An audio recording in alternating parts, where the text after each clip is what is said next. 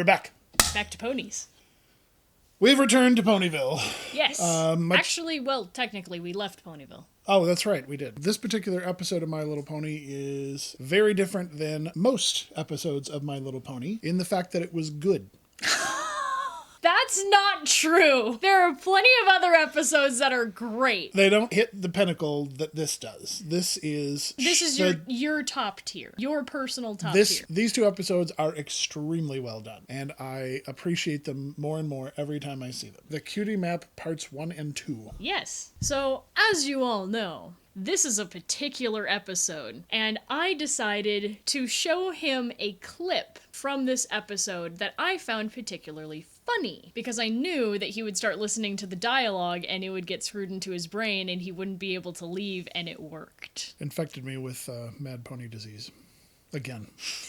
And this episode was about pony communism.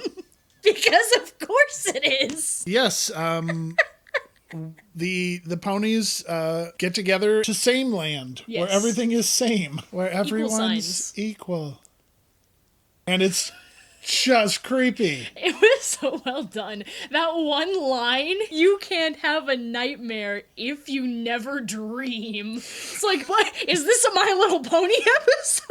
It's got strong writing. It's got great direction. Each character has their moment, but it's efficient. It's quick. It's funny. They have a real antagonist this time. It's not just who can have the biggest party. You know, like there are actual stakes. Like they get their cutie marks removed, and I just said cutie marks with a straight face.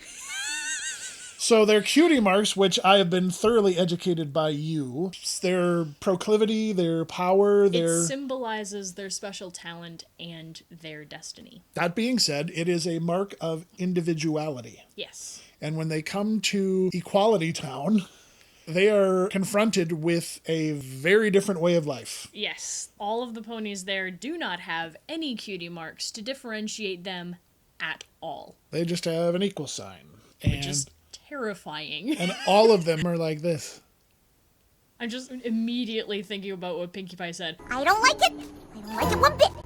I know smiles. And those smiles, they're just not right. So they get confronted by all these ponies that talk about how great it is that everybody's the same. The leader of the gulag, she comes and starts talking to them about her philosophy and how if people start parading around that they are unique and special, that they'll have a superiority complex and they will make other people feel bad. And the only way to have true friendship is for everyone to be equal. No one's more equal than anyone else. And it's terrifying. And I love it when they're at the table eating these terrible muffins and they're saying, I think someone's watching us. And they're like, are you kidding? Everyone's watching. No, that guy. Because one of the ponies that made these terrible muffins, said that she would like to talk to them more about this whole cutie mark situation. Right, because she noticed that while they were at the table, all of these different ponies have different opinions and different ideas, yet somehow they're still friends. And this astounds her. I like how she put it. She was just like, just a moment ago you were disagreeing. And now it sounds like you're agreeing. Like, that's such a void concept here. She somehow meets with these people in secret while they're whispering. In the dark. In the dark, and says, well, there's a cave where all of our cutie marks are basically being held hostage. But they're just like, oh, I know, but we totally don't really want them on. We just want to think about it. Right. Our favorite ponies go out to see this place, and then our favorite ponies? The ponies He's joined us! They're not... They're officially! It's okay. Continue. They're in the cave. Queen Helga, the terrible... Starlight Glimmer. Yes, you got it right that time. Oh my gosh. Anyway, she says, you don't have a choice, we're going to take your cutie marks. And so she surrounds them with all of her gleeful minions. Yeah. And they physically extract the cutie marks from all of forcibly. Yeah. One thing that I liked, and this is just a small little detail, is that she rewrote history. That it was supposed to be 8 magical artifacts, and she said... And that's true lore. Yeah, that's true lore, but she said... It was one of the great Mage Meadowbrook's 9 enchanted items. We are incredibly fortunate to have it here. She literally rewrote the history books in order to get the people to listen to her. Wow, I never caught that. Yeah, because if you didn't have any sense of history or knowledge of it, you would think, oh, that's always been part of it. But it's not. Yeah, and even Twilight almost missed it. She was just like, I haven't studied Eastern unicorns as much as I should have, but I'm pretty sure Meadowbrook only had 8 magical items, and I don't remember any of them being a staff. like she had to think about that first. Oh, you really caught that. That's amazing. Yeah, I thought that was really cool. So the end of part 1 is that all of their cutie marks have been extracted, and they're being surrounded by all of these Creepy ponies people. basically going, one of us, and then dun dun dun. I love that they had them like surrounded in lines and then they just faded into an equal sign on the screen. Right. And I thought it was so funny that there was just a juxtaposition of that and then My Little Pony. My little commies. Anyway, now they're stuck with their equal signs on them. And I Yes. also noticed that their colors, Yeah, they faded. they become less saturated. And so they're stuck in this prison. They can't get out, and they're trying to figure out what they can do to try to get their cutie marks back. But when each one of them starts getting really emotional or excited about something, their equal sign Yeah. flashes, and it's like almost like a They shock dims shock them. collar or something. And it That's what you equated it to. Oh my and god. it just like subjugates them a little bit, and then they're just like, okay, well, maybe it's just pleasant, not fun. It's like conditioning. Meanwhile, they're in this room, and there's all these speakers on the yeah. outside saying, To excel is to fail. Be your best by never being your best. just crazy propaganda messages. I found it funny when Pinkie Pie was opening these books and it just had equal signs Yes. on every single page. It's like, oh yeah, this is great. In My Little Pony, they don't have actual letters written anywhere. They just end up making gibberish most of the time. So they have to use symbols in order to put something on screen. And so the fact that every single one was an equal sign is that's the only thing you can read. But on the walls, there are equal signs and Yeah. more propaganda posters. I And thought it was so cool that you can see time passing. There are that two windows. The two windows have the sun coming through, and the equal sign just gets longer and longer, covering them. Right, It's like, the sun going through the looming. windows, pure equal sign is like right in the middle, just reinforcing that. So they come up with a plan. They decide, well, the one person, one pony that Yeah. can maybe help us would be Fluttershy, because unfortunately, she'd be the most likely to be swindled into their way of being. Right. Poor girl. And so she's let out, says, well, I want to be one of you because you just all seem nice. The way that the town is set up, there's 6 houses in one row, 6 houses in another, and that is another equal sign. Except for one house that's all by itself, that's not part of the group. sameness. Yeah. And it just so weird that it happens to be the leader lady. And Yeah, so... yeah, I like that little detail. And then we find out that the Queen Evil... Starlight. Fine. Starlight, she decided to take the cutie marks that she just stole and keep them in her personal custody because she feels like something just might happen. This is a very bold move for her. Only princesses are alicorns. Royalty has just stepped into a village with only 13 houses. If she is able to convince a princess to be a part of her cult, then she can make it so that more people will come there. And the difference between an alicorn and a unicorn is... Alicorns have wings. Alicorns are supposed to represent all of the races. And Fluttershy hears that her friend's cutie marks are being held in that house instead of in the cave. This is Fluttershy's moment where she gets to be really cool, and she was very smart, and she pushed water over Starlight because she had also noticed something else. The last time water was spilt on Starlight, a certain cutie mark was missing an equal sign because Starlight still had hers. Dun dun dun.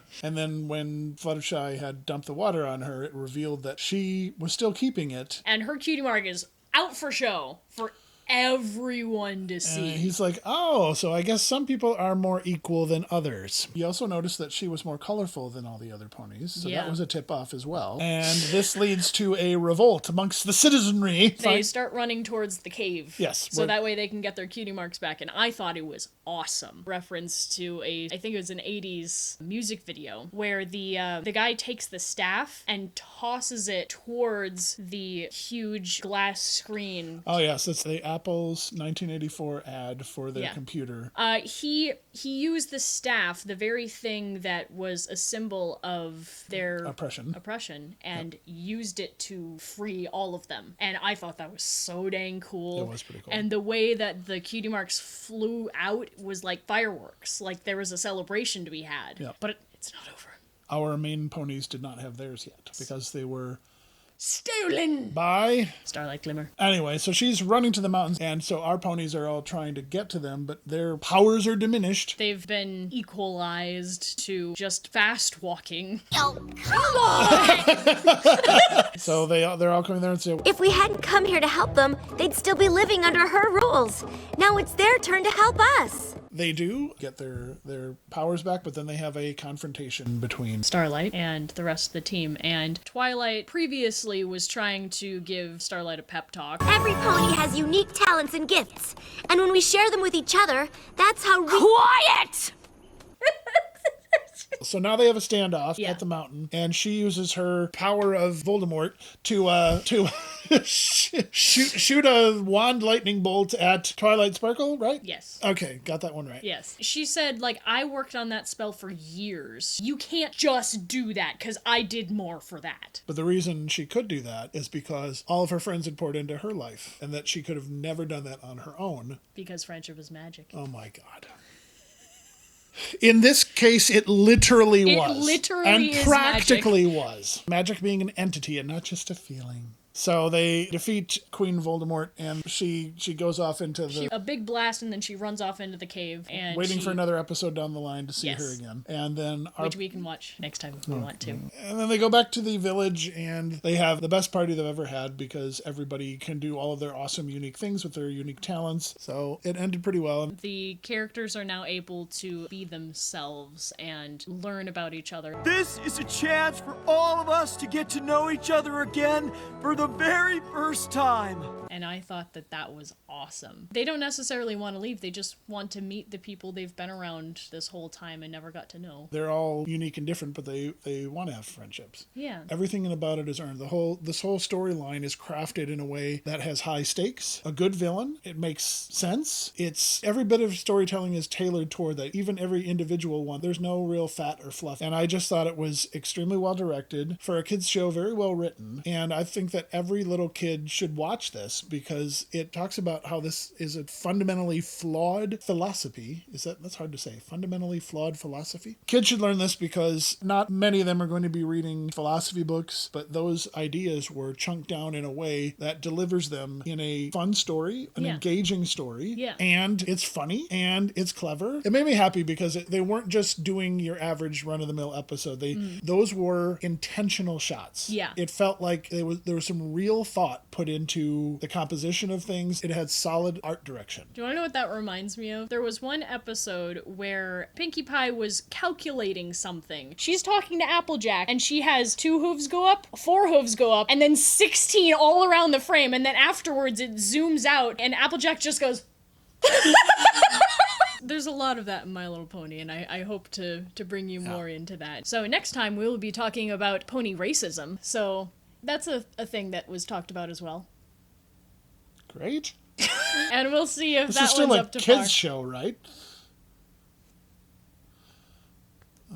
You thought. Equestria has gotten pretty deep. Yes, So. it has. So, if you like this video, please like Share. and subscribe. And, oh, by the way, we also have a Patreon, That's right. because we keep on forgetting about that. We do have one. It's in the description. So you can see her torture me with more. Not this time. You had a good time. I did. You were talking about it more than I was. These are a couple great episodes. I have to give my full support for these. Oh, So, good. yeah. So, in the meantime, My Little Pony. Want your cutie mark? Too bad. I'm nervous.